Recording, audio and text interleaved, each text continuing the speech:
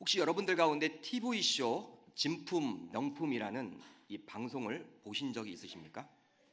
우리가 본방을 보신 분들은요, 이 11시 예배를 안 나오시는 분들입니다. 지금 하고 있어요, 지금. 집에 보관되어 있거나 혹은 대대로 가보로 내려오는 그림이 있고요, 도자기가 있고 고서가 있고 고품들이 있죠. 이러한 제품들이, 이러한 물건들이 진품인지 아니면 모조품인지 감정을 하는 프로그램입니다. 그러니까 도자기 전문가가 나옵니다. 또 고서 전문가가 나옵니다. 또 그림 전문가가 나옵니다. 나와서 평가를 하죠. 이것이 진품이다. 이것이 모조품이다. 대대로 귀하게 내려왔지만 그래서 가보로 여기며 아꼈어요. 우연치 않게 방송에 나와봤더니 모조품이었습니다. 얼마나 마음이 힘들까요? 또 반면에 별것 아닌 것처럼 생각이 되어져서 시어머니가 물려줘서 그냥 가지고 있는 거예요. 별거 아니겠지 했는데 방송에 나왔다가 우연치 않게 이게 값어치가 있다는 거예요. 진품이라는 거예요. 그런 이야기를 듣게 된 경우도 있겠죠. 그런데 값비싼 진품일수록 모조품이 많다는 사실을 여러분들은 알고 계십니까? 알고 계세요? 소위 명품이라는 고가의 브랜드일수록 짝퉁이 많은 것과 같은 이치입니다. 나이키 운동화는 가짜가 있지만 나이스 운동화는 짜가가 없습니다. 예를 들어 보면요, 시장 혹은 마트에서 구입한 은 목걸이의 경우에는요, 모조품이 없죠. 별거 여러분 없습니다. 그렇지만 유명 백화점, 고가의 백화점에서 구입한 다이아몬드 혹은 루비로 만든 목걸이는요, 모조품이 너무나 많아요. 너무 많아요.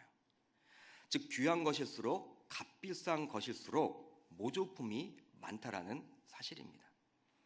그런데 이런 모조품 혹은 짝퉁은요, 이런 보석과 같은 이 물건에만 있는 것이 아닙니다. 물건에만 있지 않아요. 바로 우리의 믿음에도 있다라는 사실입니다. 그러기에 믿음에도 참된 믿음이 있는 반면에 짝퉁 믿음, 모조품 믿음도 있다라는 사실을 여러분 기억하시길 바랍니다. 여러분들이 고가의 명품 브랜드라고 생각이 되어져서 값을 치르고 많은 가격을 주고 이제 물건을 구입했다고 칩시다. 집에 가져왔어요. 이게 명품이다. 친구랑 이렇게 친구 앞에서 자랑을 하는데 집에 가져와서 친구가 이거 가짜라는 거예요. 가짜인 이유를 여러 가지를 댑니다. 근데 들어보니까 진짜 가짜예요. 인터넷에 들어가 보니까. 여러분 어떤 마음을 가지겠습니까? 어떻게 하시겠습니까? 그런 경우에 어떻게 하시겠습니까? 내가 명품이라고 구입을 했단 말이에요. 값을 다 치렀어요. 싸게 산 것도 아니에요. 근데 가짜래요. 어떻게 하시겠습니까? 아마 우리 계명교회 성도님들도 저와 마찬가지로 바로 그 가게에 가서 항의를 하며 진품으로 교환해 달라고 이야기를 할 것입니다. 오랫동안 짝퉁 물건을 진짜인 양 보관하는 사람은 거의 없을 거예요. 그런데 믿음은 이런 물건과는 견줄 수 없을 정도로 대단히 귀합니다. 왜냐하면 오늘 밤이라도 당장 우리 주님이 저와 여러분들을 부르신다면 우리는 주님께 나의 믿음을 드러내 보여야 하기 때문입니다.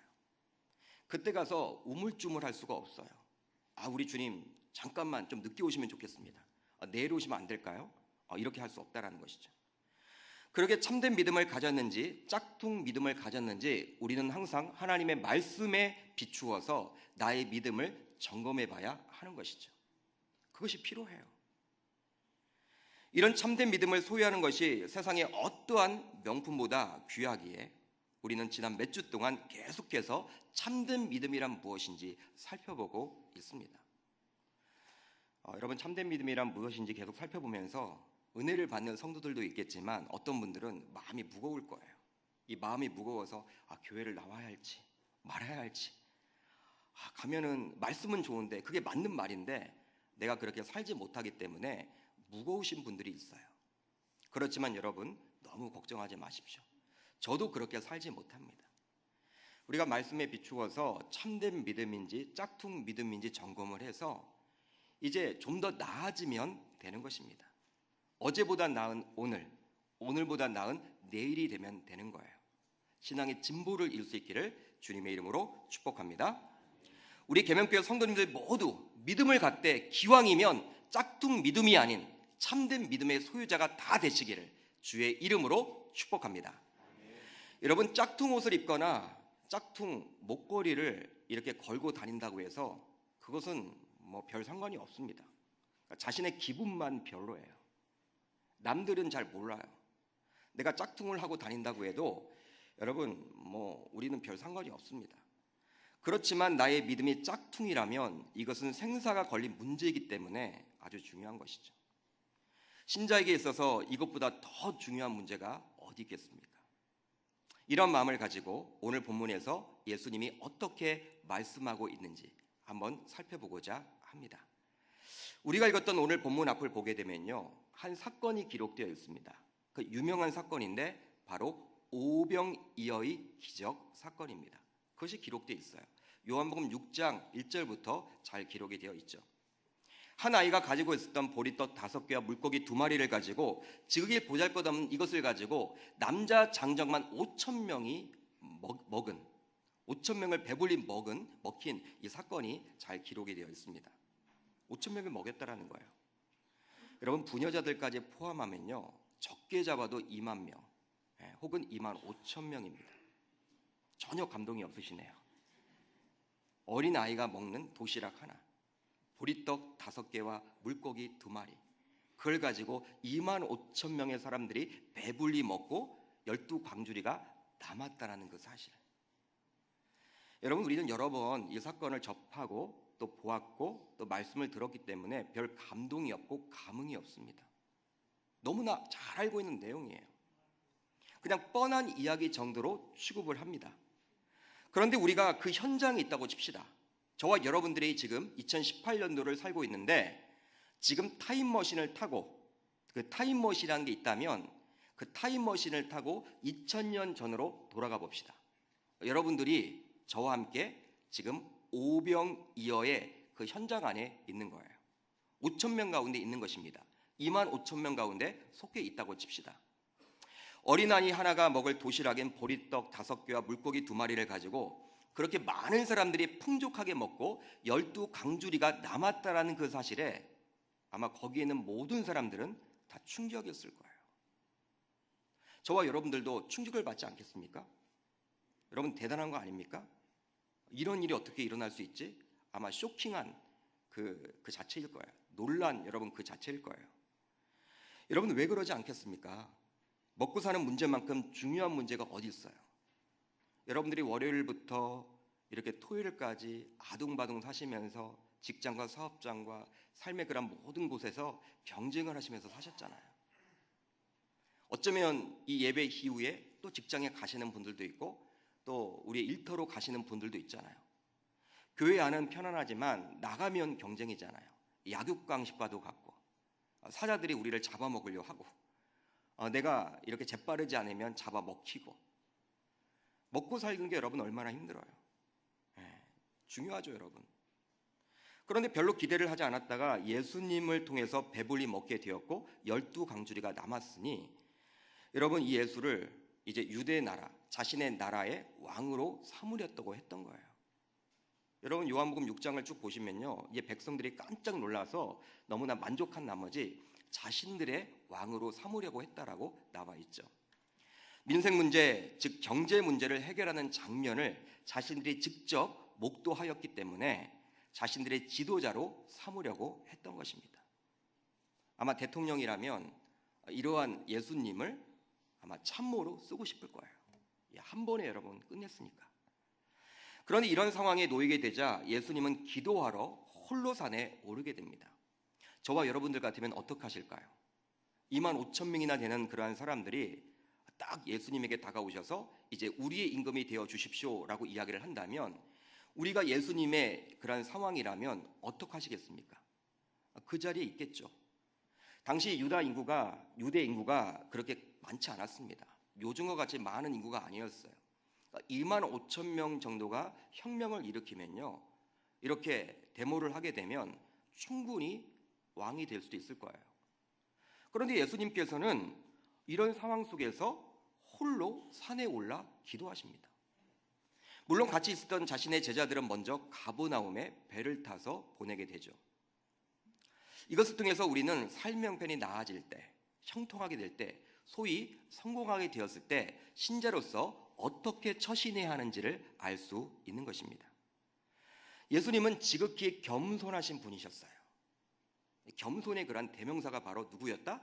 예수님이셨습니다.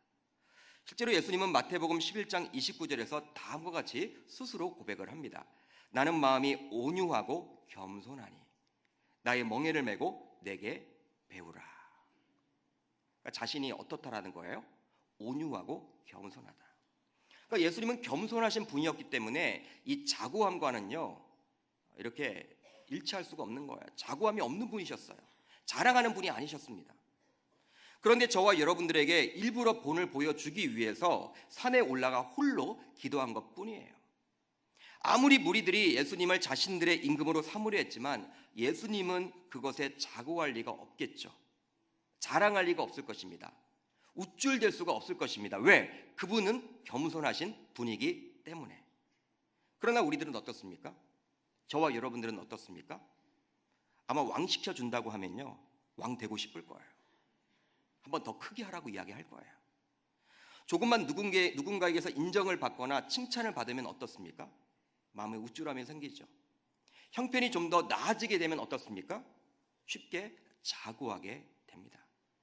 그러기에 예수님은 우리들이 그럴까봐, 우리들이 자고해 갈까봐 그 현장을 피하여 조용히 홀로 하나님과 독대하라고 친히 본을 보여주신 거예요. 여러분, 예수님은 하나님이시기 때문에 기도가 필요 없는 분이십니다. 자신이 하나님이에요. 기도가 필요 없어요. 필요 없으시고 기도를 한다 할지라도 굳이 산에 가서 할 필요가 없다라는 거예요. 그 현장에 있어도 좋아요. 그렇지만 현장을 떠나서 산에 올라가서 기도를 했다라는 것은 바로 무엇이냐면 저와 여러분들에게 보여주기 위함이에요.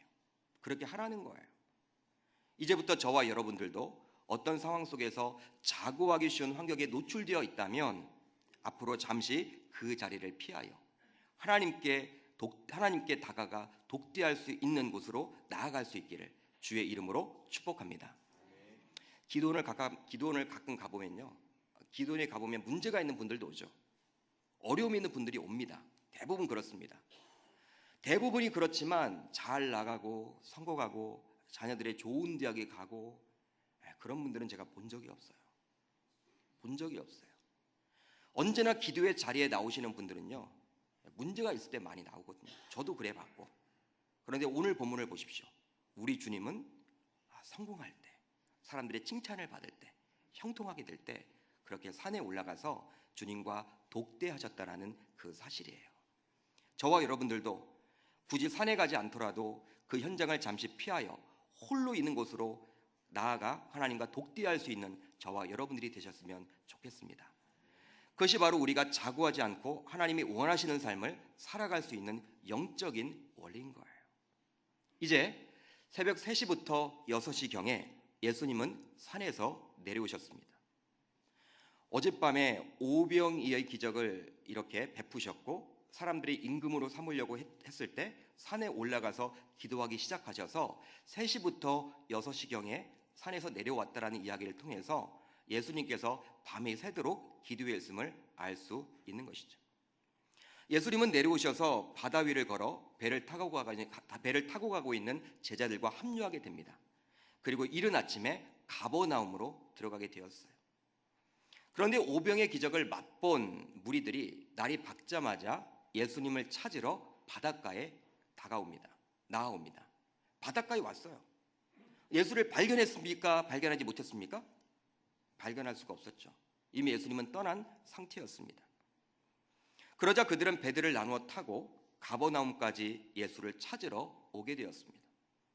이제 가버나움에서 예수님을 만나게 된 그 무리들은 반가운 마음으로 이렇게 예수님에게 물어요.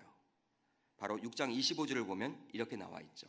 랍비여, 언제 여기 오셨나이까? 선생님, 언제 여기 이 가버나움에 오셨습니까? 라고 지금 묻고 있는 거예요. 한참 찾아서 다녔기 때문에 예수님을 만나자마자 얼마나 반가웠을까요? 반가움이 묻어있는 표현이죠. 랍비여, 언제 여기 오셨습니까? 여러분, 평상시 같으면 우리 주님이 살갑게 대할 텐데, 여러분 26절을 보시면요, 무리들의 질문에 예수님은 그 답을 해주지 않고 다소 엉뚱하게 다른 말씀을 하고 계십니다. 동문서답과도 같아요. 26절을 보면 이렇게 나와 있죠. 예수께서 대답하여 이르시되 내가 진실로 진실로 너희에게 이르노니 너희가 나를 찾는 것은 표적을 본 까닭이 아니요 떡을 먹고 배부른 까닭이로다. 여러분, 이런 말씀을 하고 계신 예수님의 얼굴을 한번 상상해 봅시다. 어떠한 얼굴일까요? 겸손함은 간데 없고 오간데 없고 온유함은 오간데 없을 것이고 굳은 얼굴일 거예요. 왜냐하면 이 26절은요, 예수님이 지금 무리들을 질책하고 있는 내용이기 때문입니다. 예수님께서 지금 나무라고 있는 거예요, 무리들을. 어떻게 여러분 나무랍니까? 너희가 나를 찾는 것은 표적을 본 까닭이 아니요 떡을 먹고 배부른 까닭이로다. 질책의 내용이기 때문에 온유한 얼굴로 그렇게 질책하지는 않겠죠. 굳은 얼굴로 지금 질책을 하고 있는 것입니다.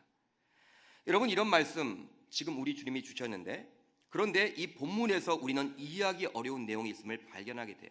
그렇기 때문에 우리가 오늘 본문을 읽었지만 잘 이렇게 해석이 되지 않고 어려운 내용이 바로 26절에 나와 있는 이 구절 때문입니다.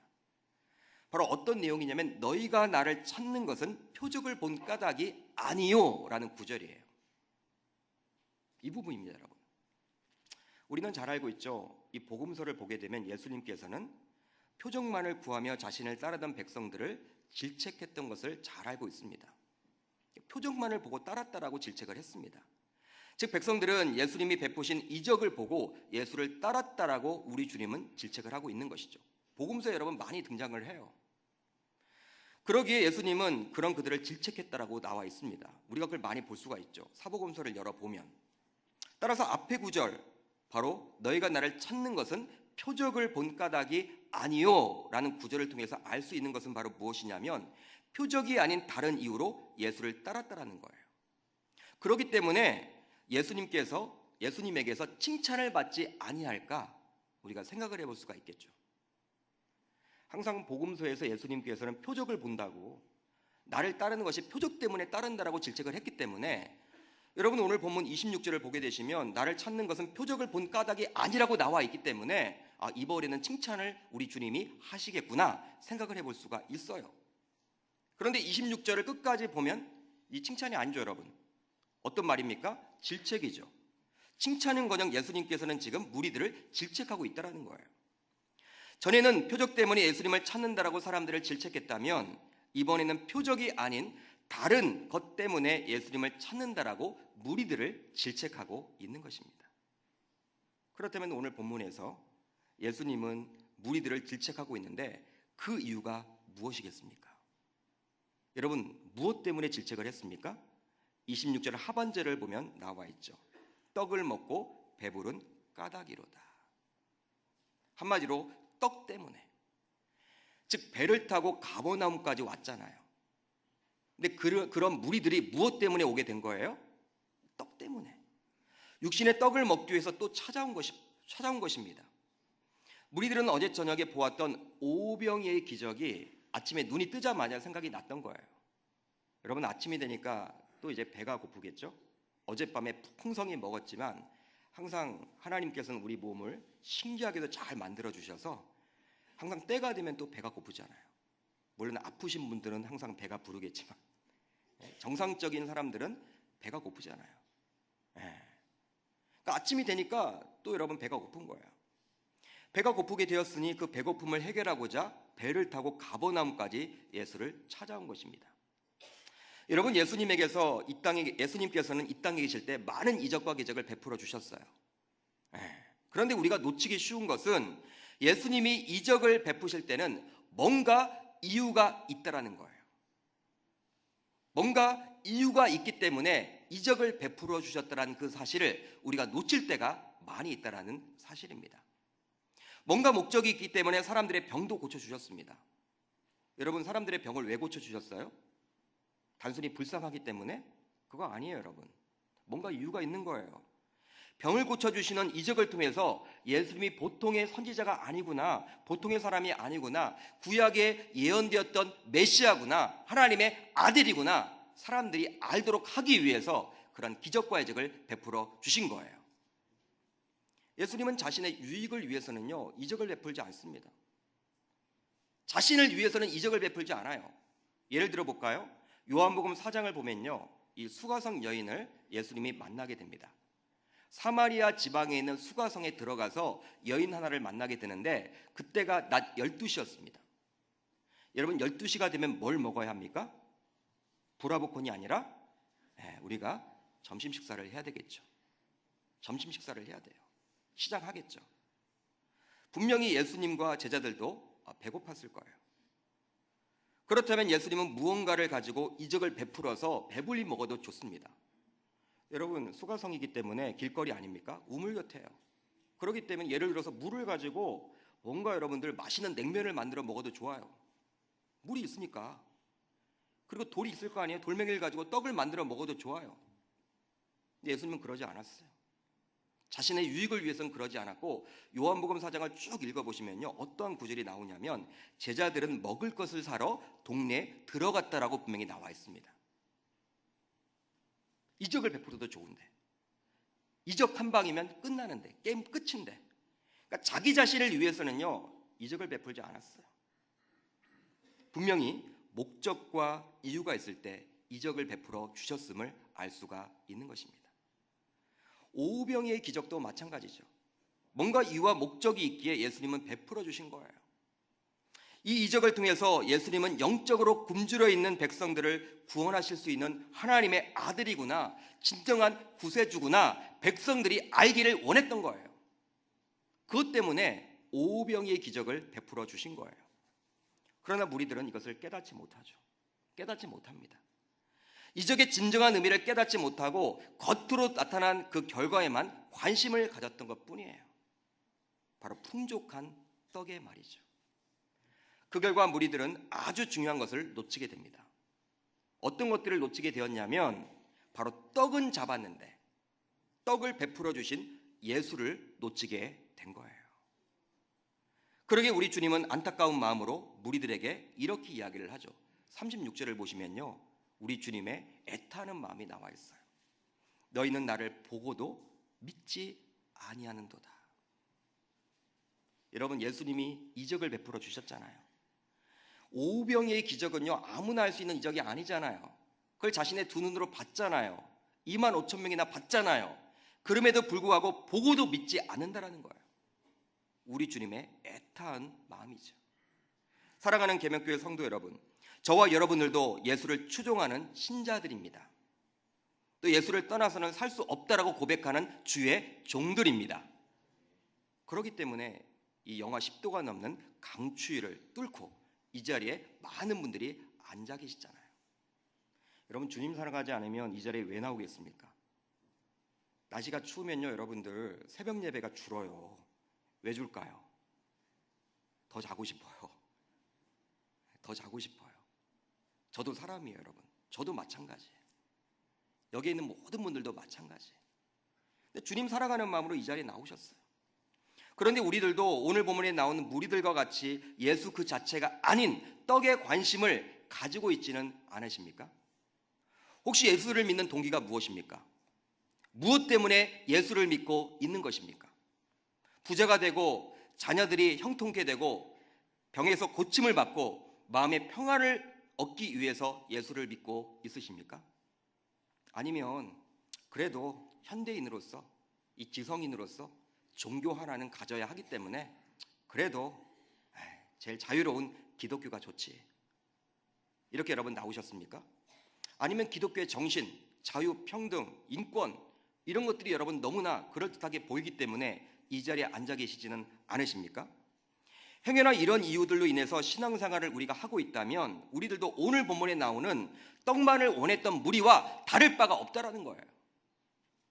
그런데요, 우리들 주변에는 이런 목적들을 가지고 처음 교회에 발을 디디는 분들이 은근히 많이 있죠. 많이 있습니다.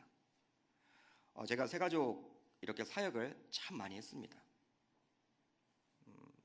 전문가는 아니지만 전문가라는 소리도 많이 들었고요. 다른 교회 불려가서 강의도 많이 했어요. 새가족. 새가족들 이렇게 만나보면요, 뭔가 이유가 있어서 교회에 나오죠. 어떤 분들은 육신의 질병으로 죽음에 대한 두려움으로 살아갈 때 예수를 믿어보라는 주변 누군가의 이야기를 듣고 교회에 출석하게 된 분들도 저는 보았습니다. 이런 분들은요, 예수를 믿게 되면 내가 혹시 병이 낫지 않을까 하는 그 생각으로 교회에 출석해요. 또 자녀의 방황 때문에 마음에 불안함이 있을 때 예수를 믿어보라는 지인의 이야기를 듣고 혹시 자녀로 인한 고통, 불안함이 평안함으로 바뀌지 않을까 하는 생각 때문에 교회에 출석하는 경우들도 있습니다.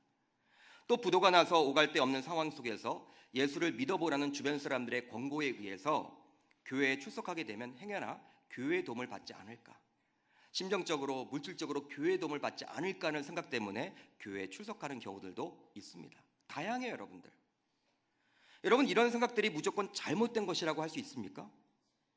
교회에 출석한 동기가 되는데 이것이 무조건 여러분 나쁜 것이라고 이렇게 정죄할 수 있을까요? 그렇지 않죠. 우리도 여러분 나가서 전도를 할 때 어떻게 전도를 하십니까? 예수 믿으면 복 받습니다. 예수 믿으면 행복해집니다. 예수 믿으면 자녀들이 잘 됩니다. 예수 믿으면 평안이 있습니다. 이렇게 여러분 전도하잖아요. 전도에 나가서 예수 믿으면 저주를 받습니다. 예수 믿으면 자녀가 안 됩니다. 예수 믿으면 불행해집니다. 예수 믿으면 단명합니다. 그렇게 전도하는 사람은 저는 본 적이 없어요. 그렇게 전도 안 하죠, 여러분. 당연히. 그렇게 앞에서 언급했던 이유들로 예수를 믿는 것이 그다지 잘못된 것이라고 할 수는 없습니다, 여러분. 할 수 없어요. 그렇다면 무엇이 문제입니까? 본문을 통해서 한번 답을 얻어보기를 원해요. 여러분, 이 본문을 쭉 읽어 내려가면서 우리가 한 가지 더 살펴봐야 할 내용이 있습니다.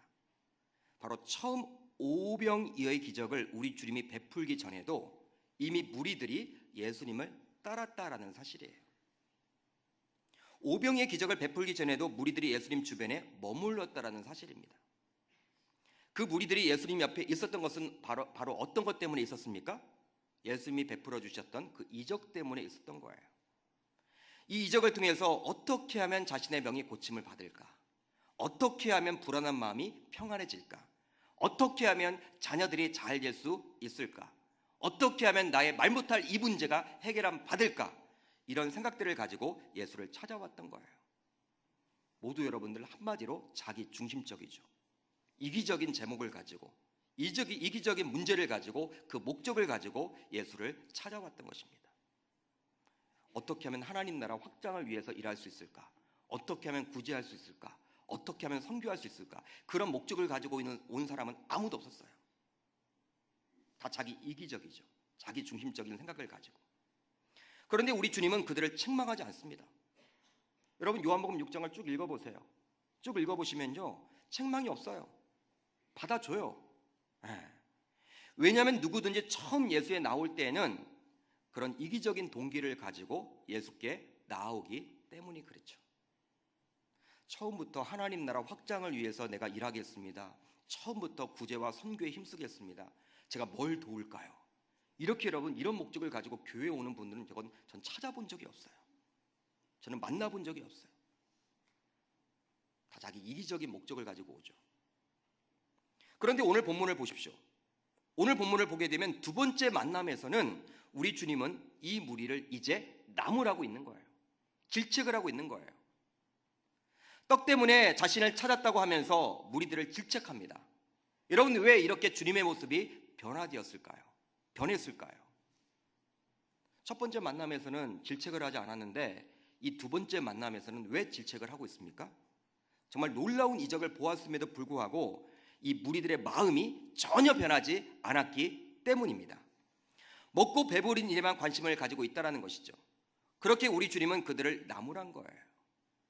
여러분, 예수님은 신비한 이적만을 추구하는 자들도 책망하셨습니다. 분명히 책망하셨어요. 신비한 표적만을 구하는 그들을 책망하셨습니다. 그러나 신비한 이적 안에 숨겨진 주님의 동기를 외면하고 자신의 이기적인 욕망만을 추구했던 자들도 책망하셨다는 사실을 우리는 기억해야 하는 거예요. 그렇다면 나는 어떠합니까?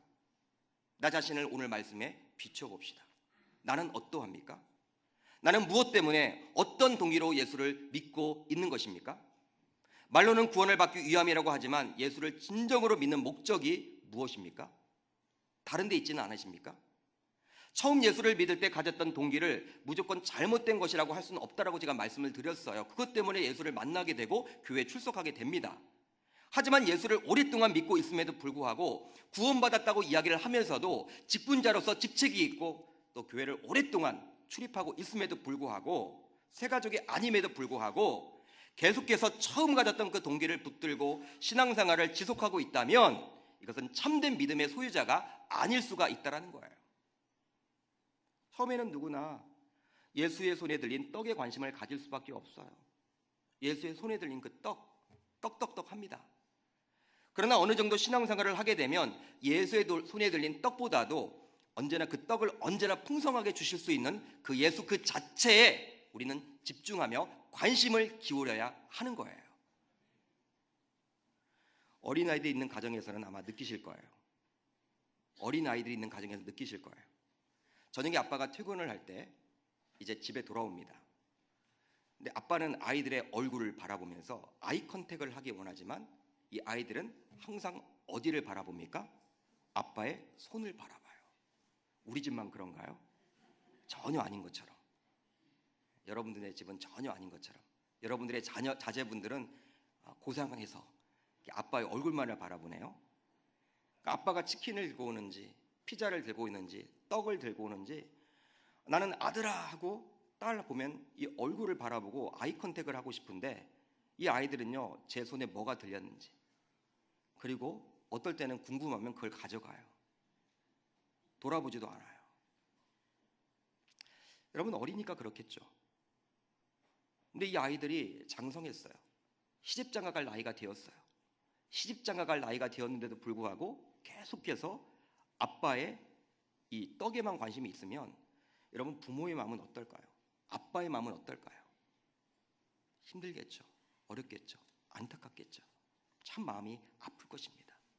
자라야 하는데 장성한 분량까지 이르러야 하는데 그러지 못한 아들, 딸을 바라보면서 마음이 아플 거예요.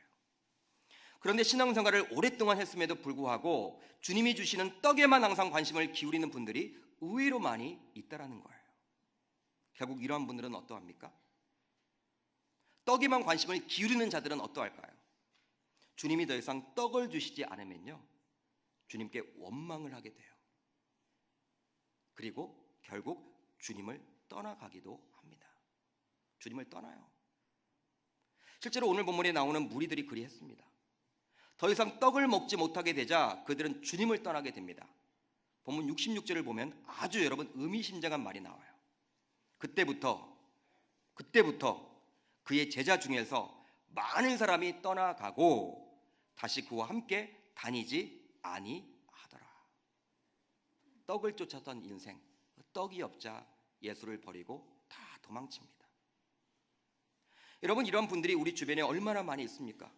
여러분들도 많이 보셨잖아요. 우리들도 예외일 수는 없을 거예요. 떡만을 바라보며 자신을 따르는 무리들을 바라보면서 우리 주님은 정말 안타까운 나머지 다음과 같이 이야기를 해요. 바로 27절이죠. 썩을 양식을 위하여 일하지 말고 영생하도록 있는 양식을 위하여 하라. 이 양식은 인자가 너희에게 주리니 인자는 아버지 하나님께서 인치신 자니라. 할렐루야. 즉 육신의 떡을 위해서 살아가지 말고 영원한 생명을 주시는 주님을 위해서 살아가라고 우리 주님은 저와 여러분들에게 권면해주고 있는 거예요. 실제로 주님은요 자신을 가리켜서 어떻게 지금 이야기를 합니까? 본문 35절을 보시면요 예수께서 이르시되 나는 생명의 떡이니 내게 오는 자는 결코 줄이지 아니할 터이요 나를 믿는 자는 영원히 목마르지 아니하리라. 생명의 떡이라는 거예요. 여러분 육신의 떡은요 어젯밤에 먹었을 때 아침 되니까 또 배고프잖아요. 생명의 떡은 어떠합니까? 영원히 줄이지 않는데요. 영원히 줄이지 않는데요. 그 예수가 중요하다라는 거예요. 이런 떡을 먹어야 함에도 불구하고 아직도 많은 신자들은 눈에 보이는 떡에만 관심을 기울이고 있습니다. 그러게 참된 믿음을 가진 자는 결코 많을 수가 없는 것이죠. 살아가는 계명교회 성도 여러분, 참된 믿음의 소유자로서 살아가기를 원하십니까? 우리 주님에게 그렇게 인정받고 싶으십니까? 우리 주님의 인정을 받는 참된 믿음의 소유자가 되기를 원하십니까? 그렇다면 우리의 신앙의 동기를 다시 한번 우리는 점검해 봐야 하는 거예요. 신앙의 동기가 육신의 떡에서 생명의 떡인 예수로 바뀌어져 있어야 하는 것입니다. 그래야지만 참된 믿음의 소유자라고 우리 주님에게 인정받을 수가 있는 거예요. 물론 처음에 신앙의 동기는 떡이었더라도 점차적으로 떡이 아닌 예수로 바뀌어지면 그것은 좋은 그런 신앙의 모습입니다. 처음부터 완벽할 수는 없죠. 우리의 신앙이 어제와는 다른 오늘, 오늘과는 다른 내일처럼 이 영적인 진보, 신앙의 진보가 반드시 보여져야 하는 거예요. 제2의 오병의 기적을 기대해왔던 무리들, 여러분 가버나움에 왜 왔어요? 다시 한번 오병의 기적을 기대했던 거예요. 제2의 오병의 기적을 기대했던 거예요. 그들 앞에서 그렇지만 우리 주님은 더 이상 오병의 기적을 베풀어 주지 않습니다. 그러자 많은 무들이 예수를 떠나갔고 심지어는 제자라고 긴밀하게 예수님과 친교를 맺었던 그 사람들이 다 떠나갔어요. 이제 예수님께서는 남은 12 제자에게 동일하게 묻습니다. 그들에게 질문을 해요. 67절을 보시면 너희도 가려느냐? 너희도 갈 거야? 제자들이라고 이야기했던 많은 사람들이 떠나갔고 무리들이 다 떠나갔는데 너희들도 갈 거니? 너희들도 나를 떠날 거야? 이렇게 묻고 있어요. 저와 여러분들에게도 동일하게 우리 주님은 이 시간 묻고 있습니다. 너도 떠날 거니? 너도 갈 거야? 너도 떠나가려느냐? 동일하게 물어요. 이런 우리 주님의 전국을 찌르는 질문에 12 제자들의 대표격이었던 베드로는요 이렇게 이야기를 합니다. 68절을 보시면 시몬 베드로가 대답하되 주여 영생의 말씀이 주께 있사오니 우리가 누구에게로 가오리이까? 베드로는 영생의 말씀인 주님을 놔두고 떡을 따라가지 않겠다라고 고백을 합니다. 떡을 따라가지 않겠다. 여러분 이것이 바로 참된 믿음의 소유자가 고백할 수 있는 이 간증인 거예요. 즉 주님보다 상황 따라가지 않겠다라고, 주님이 더 중요하다라고, 나는 상황 따라가지 않겠습니다. 나는 사람 따라가지 않겠습니다. 나는 주님을 선택하겠습니다. 그렇게 지금 고백을 하죠. 이것이 바로 참 믿음의 고백입니다. 여러분 베드로가 많은 이적과 이적을 경험했잖아요. 주님을 놔두고 어떻게 갈 수가 있겠습니까? 오병의 기적을 베풀었던 주님을 놔두고 저는 갈 수 없습니다. 주님 38년 된 병자를 고쳐주신 그 주님을 놔두고 저는 갈 수 없습니다. 이렇게 고백하지 않았다라는 거예요. 바로 본질을 이야기하죠. 주여 영생의 말씀이 주께 있사오니 우리가 누구에게로 가오리까? 그렇다면 우리도 우리 주님의 물음 너희들도 떠날 것이냐라는 그 질문에 어떻게 대답을 해야 할까요? 영원한 갈증과 배고픔을 해결해 주시는 주님을 떠나서 제가 어디로 가겠습니까? 저는 갈 수 없습니다. 가지 않겠습니다. 주님을 선택하겠습니다. 주님을 따르겠습니다. 이렇게 주님께 고백해야 할 줄 믿습니다. 여러분 저와 여러분들의 신앙의 동기는 바로 예수 그 한 분이 되어야 합니다. 떡이 되어서는 안 돼요. 예수 그 한 분만으로 만족하며 살아가야 하는 인생이 바로 저와 여러분들의 인생이 되어야 하는 거예요. 그렇지만 이것은 참 쉽지가 않죠. 여러분 예수님만 소유하면요 그 떡은요 항상 주님이 주신다라고요. 염려하지 말라고 이야기하잖아요. 근데 우린 염려가 오죠. 나의 믿음을 점검해 봐야 하는 거예요. 오늘 말씀을 나 자신에도 비추어 보았어요. 목사인 나 자신에도 비추어 보았어요. 나의 신앙생활의 동기도 많이 변질되어 있더라고요. 변질되었더라고요. 처음 목사 안수를 받았을 때 2004년도에 제가 처음 목사 안수를 받았을 때 그리고 지난 3월에 제 3대 담임 목사로 위임을 받았을 때 그때는 주님 한 분만으로 만족하겠습니다. 족합니다라고 고백했던 그런 것들은 오간되었고 주님을 이용해서 나의 욕망을 키우려고 했던 모습이 발견되었어요. 저 자신도.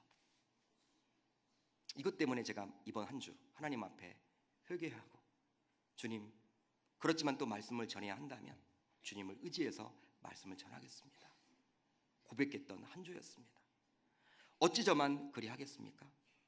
언제나 주님 한 분만으로 만족하며 살아갈 때 우리는 주님이 인정하는 참된 믿음의 소유자가 될 줄 믿습니다.